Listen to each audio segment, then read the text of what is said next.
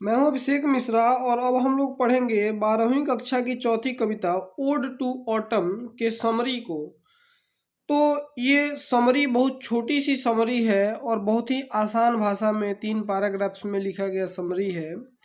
इसे आप याद कर सकते हैं बहुत आसानी से और इसको करके आप बहुत अच्छा नंबर भी ला सकते हैं।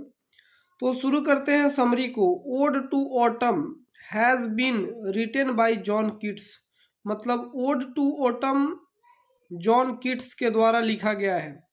ही was a great lover of nature, वह प्रकृति के बहुत बड़े प्रेमी थे, बहुत महान प्रेमी थे, मतलब प्रकृति से उनको बड़ा प्यार था।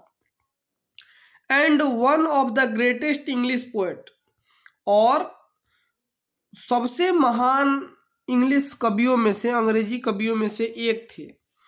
इन this poem Keats describe that beauty and characteristics of autumn, मतलब इन दिस पोएम, इस कविता में किट्स डिस्क्राइब्स, किट्स मतलब जॉन किट्स वर्णन करते हैं that beauty and characteristics of autumn, मतलब सुंदरता और गुण शरद ऋतु के, मतलब जो ठंडी का दिन होता है शरद ऋतु, उसके कैरेक्टरिस्टिक मतलब गुणों का और सुंदरता का वर्णन करते हैं जॉन किट्स इस कविता में।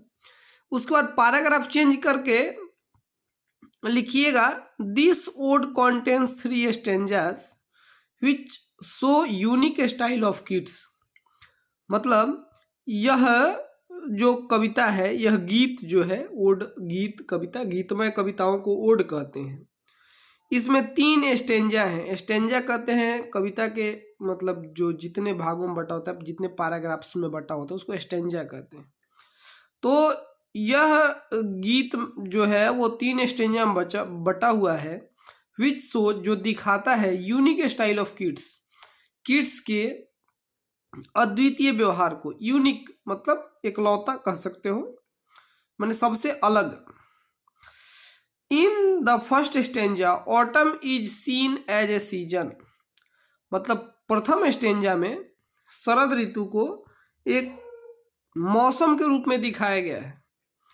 He says that autumn is the season of mists and fruits, मतलब वे कहते हैं कि शरद ऋतु जो है वह मिस्ट्स मतलब मधुरता का और फ्रूट्स फलों का सीजन है। इन द सेकेंड स्टेंजा, दूसरे स्टेंजा में, autumn has been personified as a lady, autumn को एक औरत के रूप में दिखाया गया है। She can be seen near a store as a winnower sleeping near half reaped furrow, मतलब कहा जा रहा है कि वो फर्शों पर बैठी हुई गोदाम के नज़दीक दिख सकती है, या sleeping near half reaped furrow, मतलब आधे पके फसलों, हाफ रिप्ड फॉरो तो आधे पके फसलों के नज़दीक, नियर स्लीपिंग मतलब सोई हुई दिख सकती है। Finally is seen as a cider maker, मतलब अंत में, फाइनली अंत में, she is seen as cider maker, मतलब वह एक जूस बनाने वाली के रूप में दिखती है।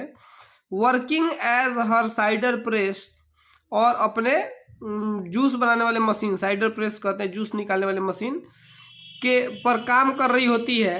टू क्रश राइप एप्पल्स, मतलब पके हुए फूलों, माफ कीजिएगा, सेबों से वो जूस निकाल रही है।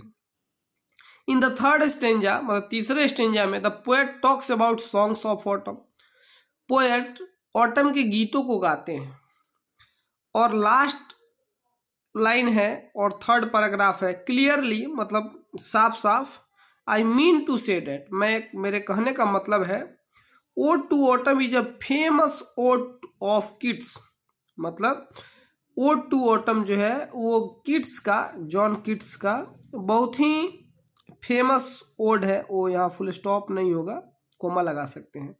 Which is based on natural beauty of autumn, जो शरद के प्राकृतिक सुंदरता को दिखाता है, या प्राकृतिक सुंदरता पर आधारित है, शाब्दिक अर्थ तो ये होगा। तो इस कविता का हमने समरी कर लिया। आगे के वीडियो में इसके क्वेश्चन आंसर करेंगे। अभी के लिए बस इतना ही। Thank you.